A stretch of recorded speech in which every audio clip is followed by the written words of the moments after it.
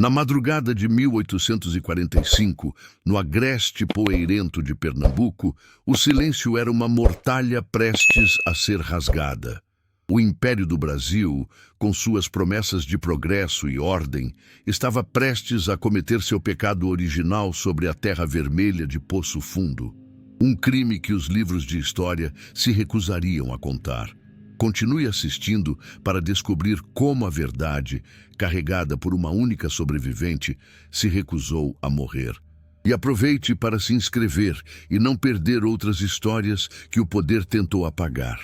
Deixe nos comentários que outros massacres silenciosos você acredita que o Brasil esconde sob o tapete de sua história.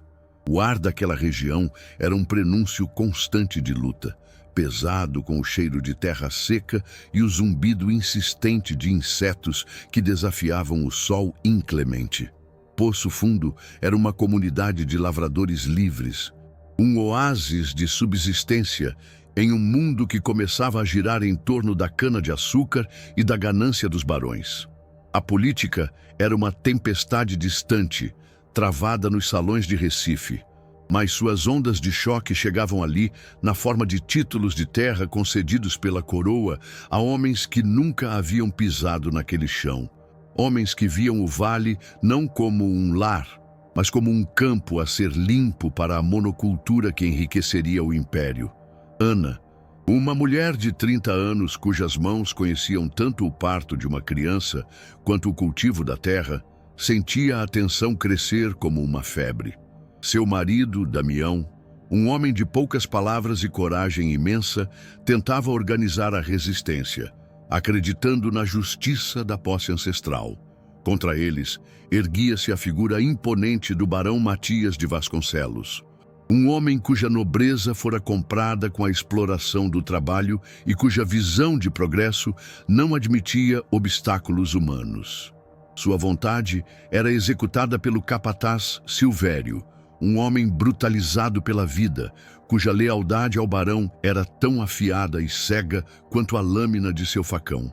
A promessa de uma tragédia se cumpriu em uma madrugada de névoa seca, quando os jagunços do barão Matias cercaram o vilarejo adormecido. Não houve aviso, não houve negociação. O primeiro som foi o estalar da madeira seca de uma casa de pau a pique sendo consumida pelas chamas, seguido por um grito que foi abruptamente silenciado.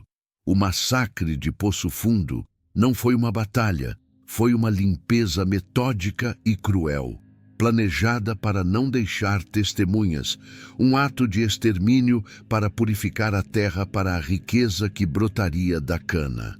Os homens que ousaram resistir foram abatidos, e o destino da comunidade inteira parecia selado naquela escuridão avermelhada pelo fogo.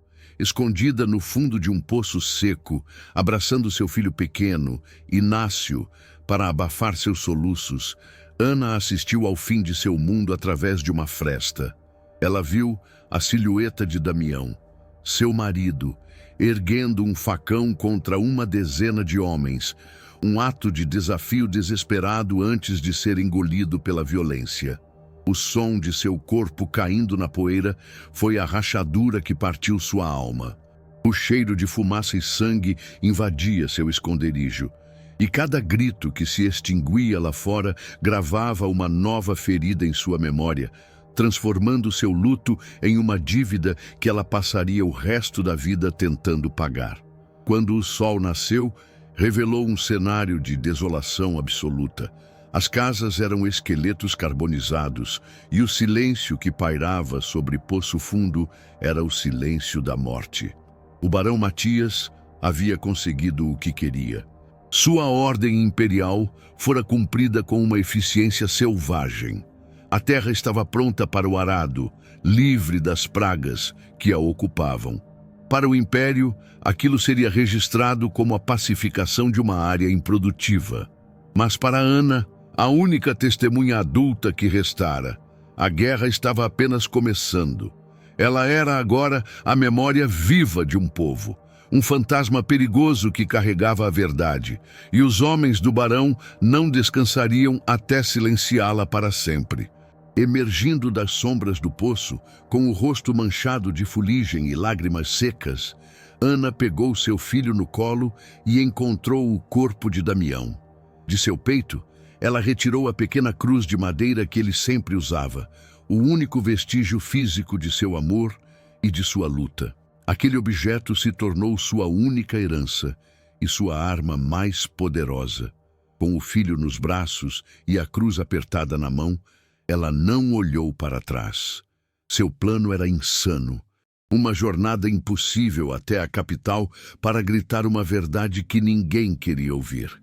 Enquanto ela se embrenhava na caatinga, o som distante de cascos de cavalo a fez apressar o passo.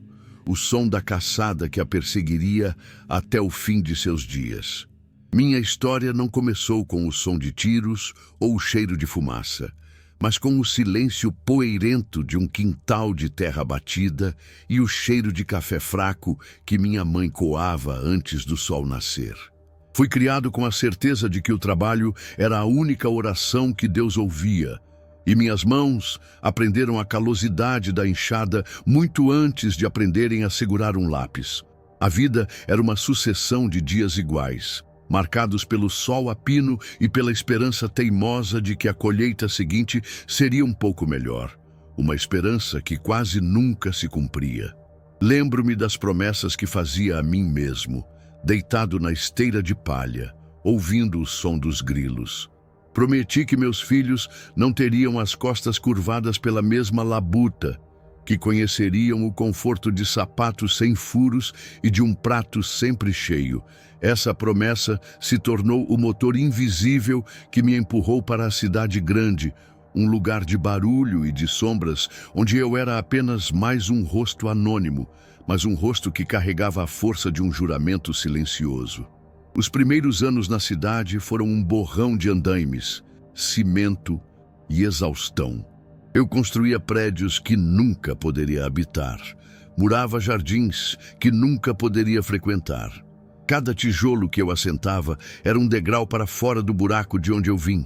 Guardava cada centavo, comendo o mínimo para sobreviver, sonhando não com riqueza, mas com a dignidade de poder oferecer uma escolha aos que viriam depois de mim. A solidão era uma companheira constante, mas a imagem do futuro me aquecia nas noites frias. Foi nesse mundo de concreto e aço que conheci Elisa. Ela trabalhava servindo refeições para os operários, e seu sorriso era o único pedaço de sol que atravessava a poeira da construção. Nossas conversas eram curtas, roubadas entre uma colherada de feijão e outra, mas nelas construímos a fundação de uma vida. Ela via além das minhas mãos sujas e das minhas roupas gastas. Via o homem que eu me esforçava para ser. Nosso casamento foi simples. Uma cerimônia na capela do bairro, com meia dúzia de amigos e a promessa de que, juntos, seríamos mais fortes que qualquer dificuldade.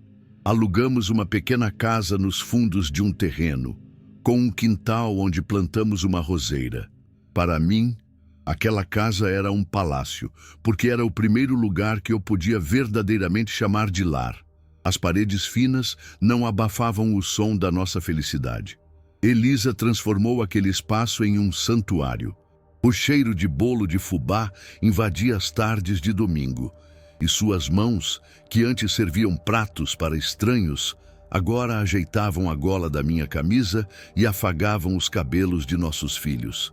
Tivemos dois, um menino e uma menina, e a chegada deles deu um novo sentido a cada gota de suor que escorria pelo meu rosto no trabalho. Eu não estava mais apenas construindo um futuro, eu estava construindo o mundo deles. Lembro-me do aniversário de 5 anos do nosso filho mais velho. Eu havia trabalhado dobrado por um mês inteiro para comprar uma bicicleta usada, que passei a noite inteira lixando e pintando de um azul brilhante. Ver o rosto dele se iluminar naquela manhã, um espanto puro e uma alegria que parecia grande demais para seu corpo pequeno, foi um pagamento maior do que qualquer salário que já recebi. Naquele momento, eu era o homem mais rico do mundo. Esses pequenos rituais eram a argamassa da nossa família. As noites em que eu chegava exausto e ainda encontrava forças para contar uma história de ninar, inventando heróis e dragões. As promessas que eu fazia, como a de que um dia levaria todos para ver o mar, um oceano que eles só conheciam por fotografias. Eram esforços que ninguém via, sacrifícios silenciosos que se acumulavam como tijolos, construindo a fortaleza do nosso amor. Mas a vida, assim como a terra seca do lugar onde nasci, tem suas próprias vontades cruéis e imprevisíveis. Elisa adoeceu de repente, uma febre que os médicos não souberam nomear e que a consumiu em poucas semanas. O sol do meu mundo se apagou. O silêncio que se instalou em nossa casa era diferente do silêncio da minha infância. Era um silêncio pesado, oco, cheio da ausência dela. Segurar a mão dela no leito do hospital, sentindo-a ficar cada vez mais fria, foi a primeira vez que o trabalho das minhas mãos pareceu inútil. Eu podia erguer paredes, mas não podia impedir que a vida dela se esvaísse. A última promessa que lhe fiz, em um sussurro que só nós dois ouvimos, foi que eu cuidaria dos nossos filhos, que eles cresceriam para se tornar as pessoas boas e fortes que ela sonhou que seriam. Voltar para casa sem ela foi a caminhada mais longa da minha vida. Tive que explicar aos meus filhos que a mãe deles havia se tornado uma estrela. Uma mentira piedosa que rasgava minha garganta a cada vez que eu a repetia. A partir daquele dia, tornei-me pai e mãe, um papel duplo para o qual eu não estava preparado, mas que abracei com a mesma determinação com que abracei a enxada anos atrás. A rotina se tornou uma batalha diária, acordar antes de todos para preparar o café, trançar desajeitadamente o cabelo da minha filha, conferir os deveres de casa com os olhos ardendo de sono, abrir mão das horas extras, dos poucos momentos de descanso, de qualquer coisa que pudesse ser considerada uma vida pessoal. Meu universo se resumia a eles, ao seu bem-estar, à sua segurança. Houve dias em que a exaustão quase me venceu, dias em que queimei o arroz, em que esqueci a reunião da escola, em que a saudade de Elisa era uma dor física que me deixava sem ar. Nesses momentos, eu me trancava no banheiro por 5 minutos, lavava o rosto com água fria e olhava para o meu reflexo, lembrando da promessa que fiz. E então eu voltava para a sala, com um sorriso forçado, e continuava. As pessoas ao redor não percebiam a dimensão do esforço. Viam apenas um homem fazendo sua obrigação. Não viam as noites em que eu remendava uniformes escolares com agulha e linha, nem as manhãs em que eu renunciava ao meu próprio café para que o leite deles não acabasse antes do fim da semana. Eram sacrifícios invisíveis, o alicerce silencioso sobre o qual eles construíam suas vidas. Vi meu filho se formar, usando um terno que compramos em 12 prestações, e o orgulho que senti era tão vasto quanto o céu do sertão.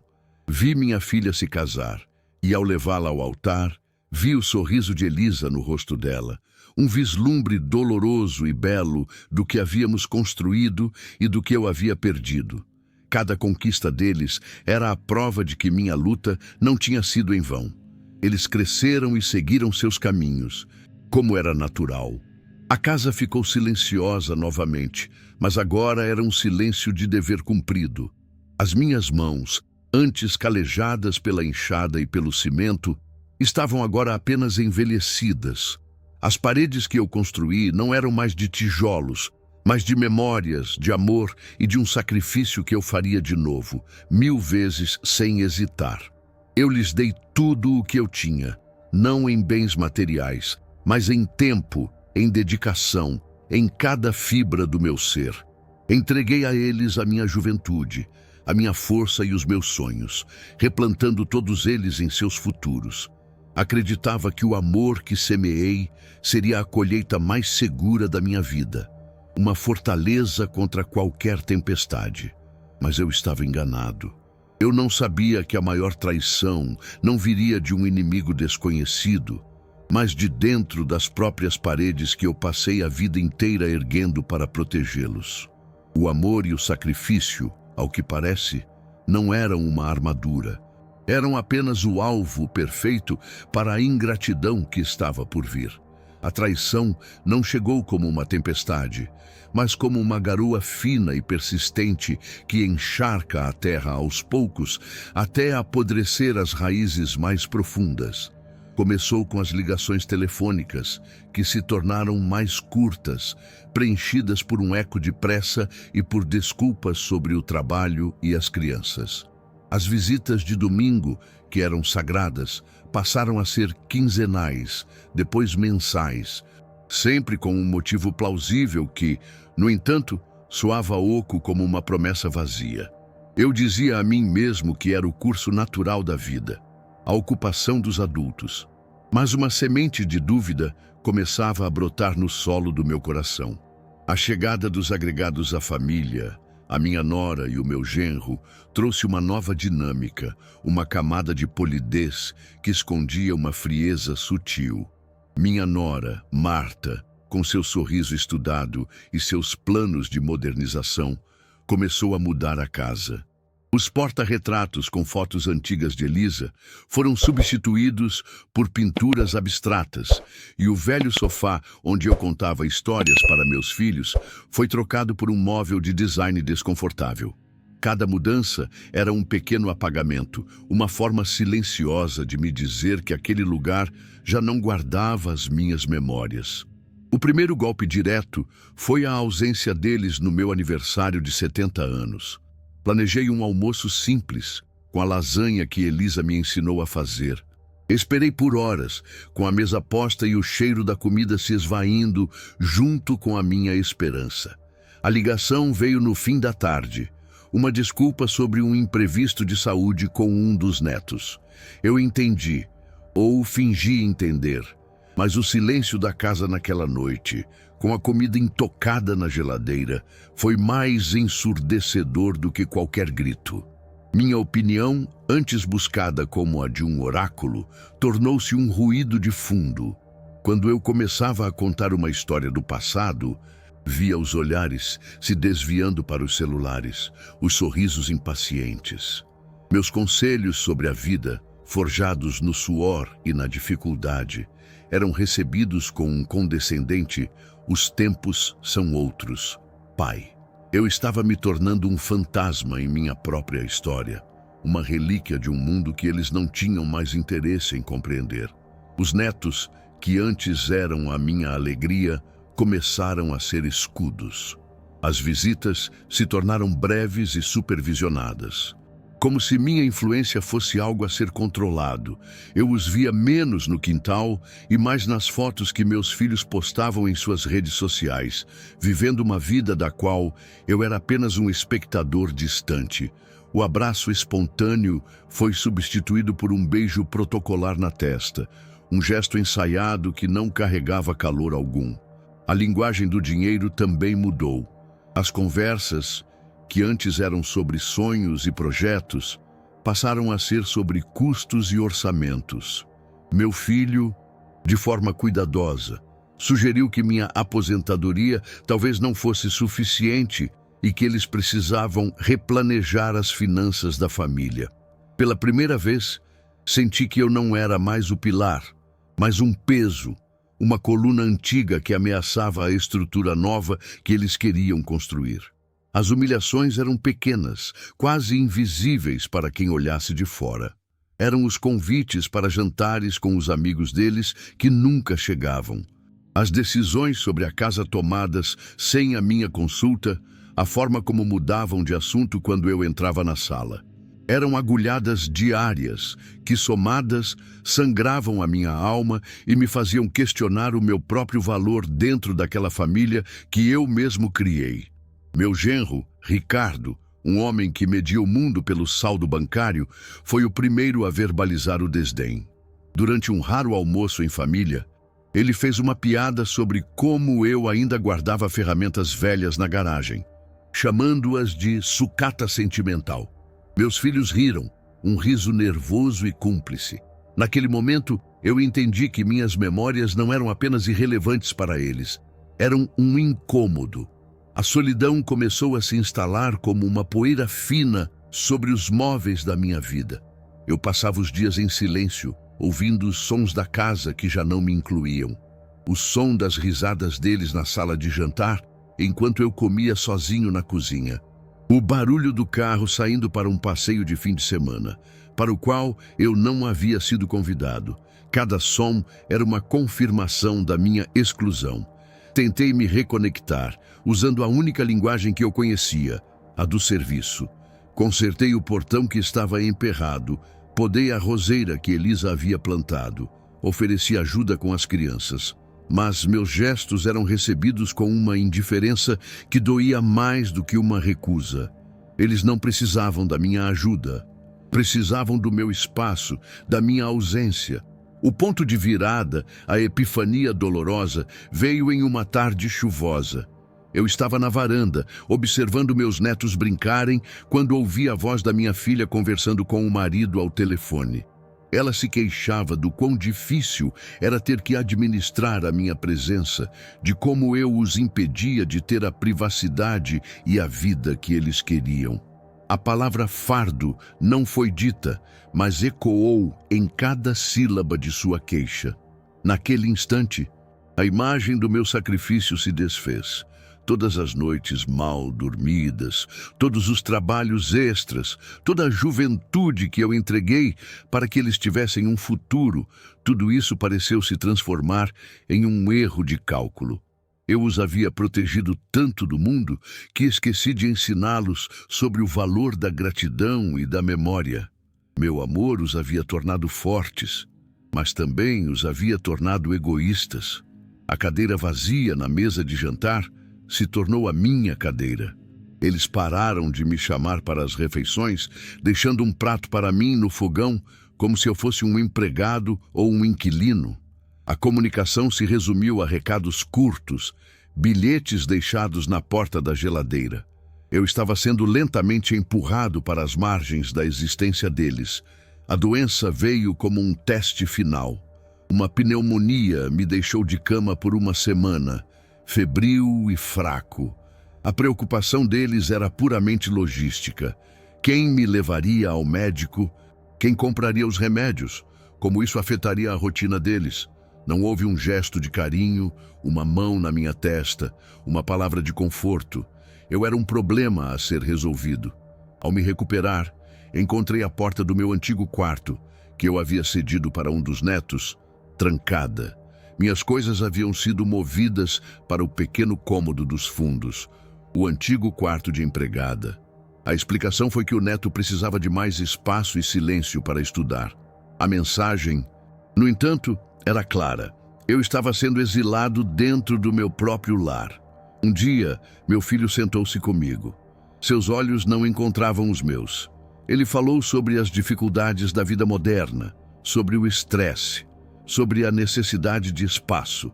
Foi um discurso ensaiado, desprovido de qualquer emoção genuína.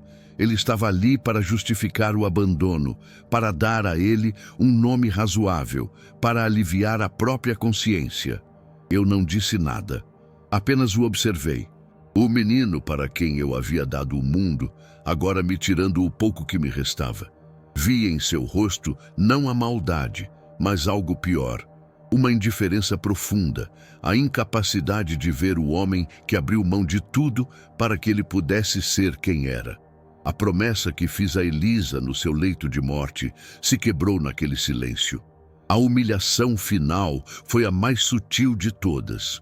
Eles organizaram uma grande festa de aniversário para a minha neta no quintal. Eu assisti tudo da janela do meu quartinho, como um estranho espiando uma vida feliz. Ninguém veio me chamar. Eu era uma memória inconveniente, uma nota de rodapé na história que eles estavam escrevendo para si mesmos.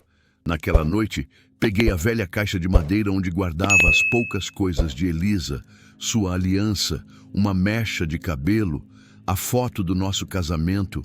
Olhei para o seu sorriso e senti uma vergonha profunda, como se eu tivesse falhado com ela. Como se a promessa de cuidar dos nossos filhos tivesse resultado em monstros de ingratidão. Com as mãos trêmulas, eu finalmente entendi. O amor que eu plantei não gerou uma colheita de afeto, mas uma dívida que eles agora me cobravam com o juro do desprezo. Eu não era mais um pai, era um obstáculo, e a única coisa que eu podia fazer para deixar de ser um fardo era desaparecer completamente de suas vidas. Naquela noite, depois que o último carro partiu e a música da festa de minha neta se dissolveu no silêncio, eu não senti a pontada habitual da solidão.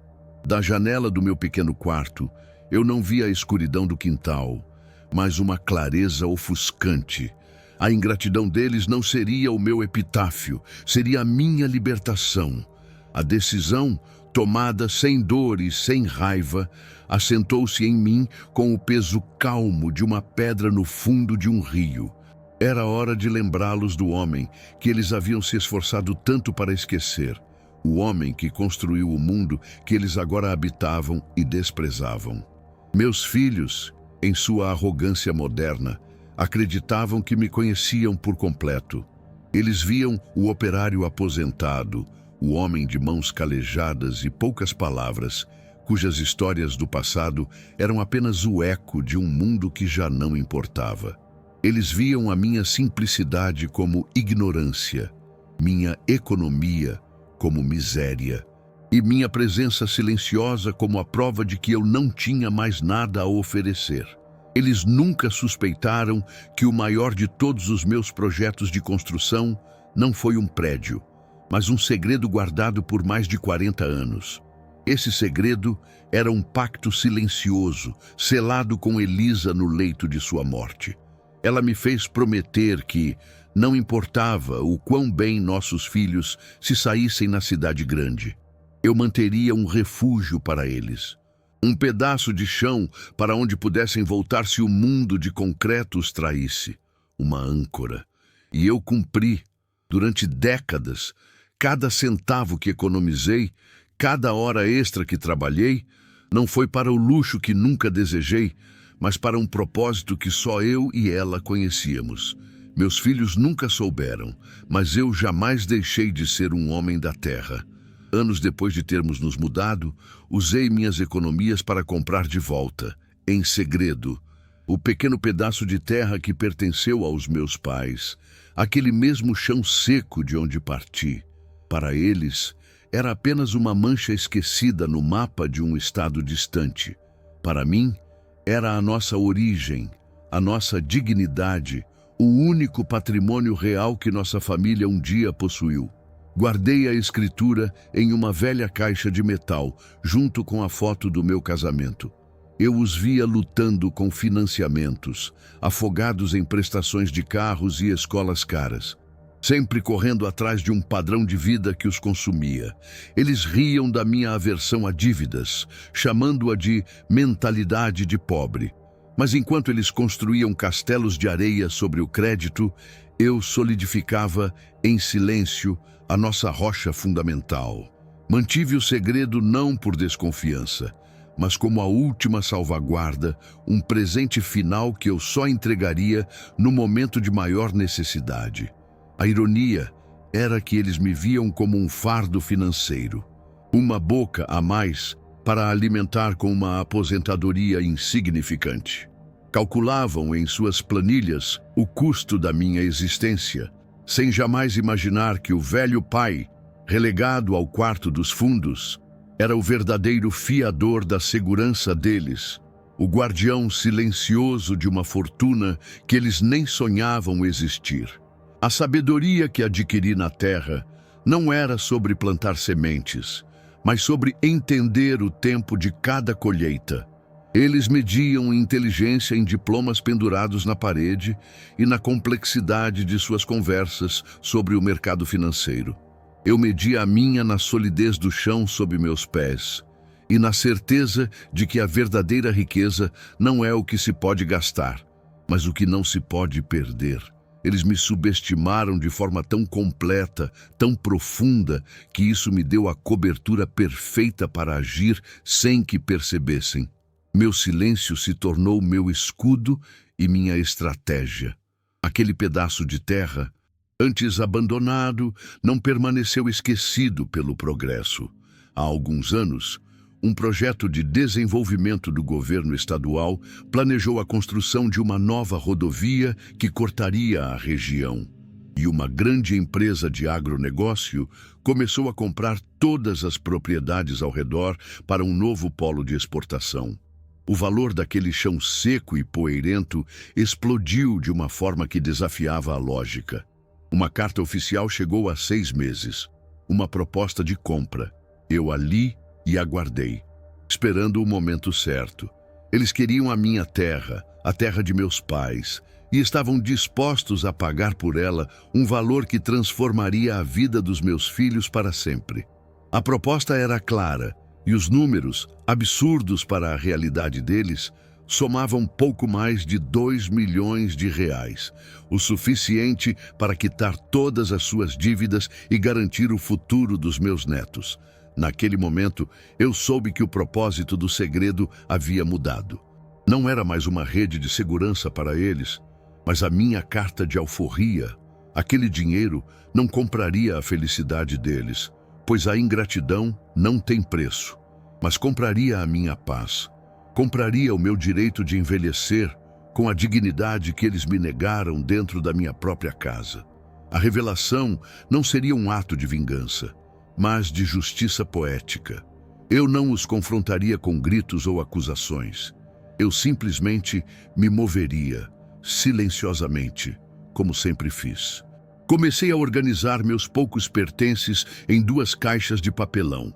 Minhas roupas velhas, as ferramentas que meu genro chamou de sucata, a foto de Elisa.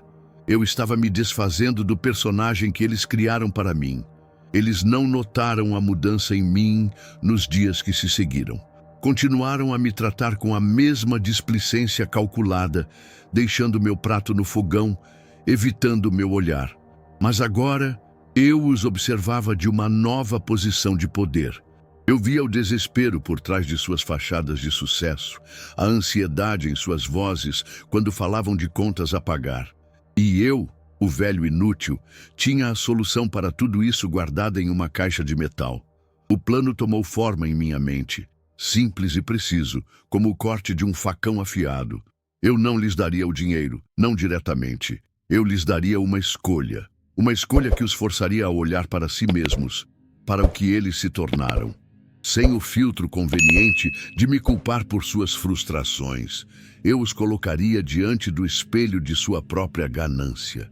Lembrei-me de algo que Elisa sempre dizia, que o caráter de uma pessoa não é revelado na dificuldade, mas quando se tem o poder nas mãos.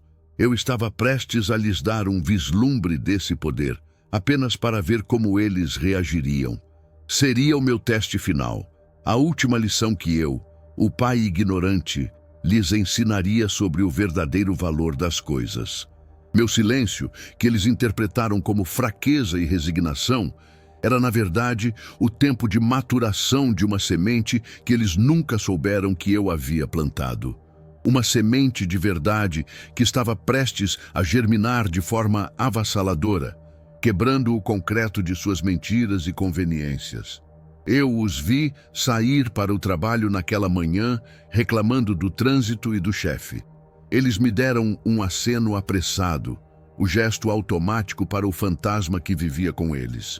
Não sabiam que aquele era o último dia de suas vidas como as conheciam, o último dia em que poderiam me ver como a vítima de sua negligência.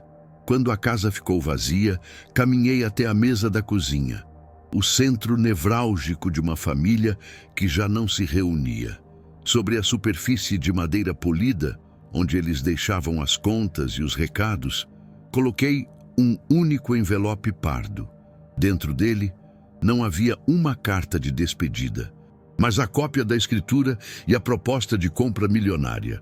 Retirei-me para o meu quarto e sentei-me na cadeira, de frente para a porta, e esperei. Eu não estava ansioso ou com medo, estava em paz. A tempestade que se formava não era minha. Eu era apenas o homem que, depois de uma vida inteira de trabalho silencioso, finalmente apontava para o céu e mostrava a eles as nuvens que se acumulavam por sua própria culpa. O som da chave na porta, no final da tarde, foi o prenúncio. Eu permaneci imóvel em meu quarto, um espectador silencioso no teatro de minha própria vida. Houve um silêncio inicial, o da rotina, seguido pelo farfalhar de papel na cozinha. Pude imaginar a cena, meu filho pegando o envelope pardo por curiosidade, pensando ser mais uma conta. Ouvi sua respiração suspensa, um som agudo de espanto, e depois o chamado urgente para a minha filha. O mundo deles, construído sobre a certeza da minha insignificância, acabava de encontrar seu terremoto. A ganância é mais rápida que o luto, e eu sabia que eles não chorariam pela minha dor, mas salivariam pela minha herança inesperada. As vozes que se seguiram não eram de remorso ou de súbita compreensão. Eram sussurros excitados, febris, repletos de cifras e possibilidades. Ouvi a palavra milhões flutuando pelo corredor, seguida por planos de carros novos, casas maiores, viagens que antes eram impossíveis. Em nenhum momento o meu nome foi mencionado com carinho ou preocupação. Eu não era o pai sábio que havia garantido o futuro deles, mas um velho bilhete de loteria que eles finalmente encontraram no fundo de uma gaveta empoeirada. Sua reação foi a última pá de cal sobre qualquer dúvida que eu pudesse ter, a prova final de que o amor que eu lhes dei havia sido consumido por um egoísmo que eu mesmo, sem querer, ajudei a nutrir. Da fresta da porta do meu quarto, eu os observei por um instante. Eles estavam abraçados na cozinha, não em um gesto de afeto familiar, mas como cúmplices que acabaram de encontrar um tesouro. Riam baixo, com os olhos brilhando de um tipo de felicidade que o dinheiro compra, mas que a alma não reconhece. Não havia em mim raiva, nem mesmo tristeza. Havia apenas uma paz fria e absoluta, a calma de um cirurgião que identifica a doença e sabe que o único remédio é a amputação. A promessa que fiz a Elisa não era sobre lhes dar o mundo, mas sobre lhes ensinar o valor dele. E naquela noite eu entendi que a última lição precisaria ser a mais dura de todas. Na manhã seguinte, antes que o sol tocasse a janela da cozinha, eu já estava de pé. Enquanto eles dormiam, sonhando com a fortuna que acreditavam ser sua por direito, fiz 2 ligações. A primeira, para o advogado da empresa, com uma única frase: eu aceito a proposta. Podemos assinar os papéis hoje. A segunda, para um corretor de imóveis, com um pedido igualmente simples: quero colocar a casa à venda. O preço é para vender rápido. Cada palavra era um tijolo sendo removido da fundação da vida que eles conheciam. Um ato de desconstrução silencioso e metódico. A justiça não precisava de gritos, apenas de ações firmes e irrefutáveis. Deixei sobre a mesma mesa da cozinha uma segunda carta, junto com os extratos bancários que comprovavam a transação do terreno. A carta era curta, sem acusações ou sentimentalismos. Informava que a casa, legalmente em meu nome, seria vendida em 30 dias. Detalhava que uma quantia generosa, o suficiente para que cada um comprasse seu próprio apartamento e vivesse confortavelmente, seria transferida para a conta deles. O restante do dinheiro seria meu, para garantir que minha velhice tivesse a paz e a dignidade que eles me negaram. Eu não os estava deserdando da minha riqueza, apenas do meu sacrifício. Minha última ação naquela casa foi pegar a pequena caixa de madeira com as memórias de Elisa. Ao sair pela porta da frente, não olhei para trás. A casa que eu ergui com minhas próprias mãos já não era um lar. Era apenas uma construção de tijolos e ingratidão. Caminhei pela rua silenciosa da manhã, com a caixa sob o braço, sentindo o peso de uma vida inteira se transformar na leveza da liberdade. Eu não sabia exatamente para onde iria, mas pela primeira vez em muitos anos, o caminho era meu. Talvez eu finalmente fosse ver o mar, não para cumprir uma promessa antiga a eles, mas para cumprir uma nova promessa a mim mesmo. A história deste homem termina não com uma vingança, mas com a reafirmação de um valor inegociável: a dignidade. Quantos sacrifícios silenciosos constroem as paredes das famílias que conhecemos, alicerces invisíveis que são convenientemente esquecidos. Olhe para as mãos enrugadas em sua própria família, para os ombros curvados pelo tempo, e pergunte a si mesmo se o amor que você recebe é honrado com a gratidão que ele merece. Deixe nos comentários a sua história de um sacrifício que você testemunhou e que nunca foi esquecido. Inscreva-se para continuar ouvindo as verdades que nos lembram quem somos e o que realmente importa na construção de uma vida.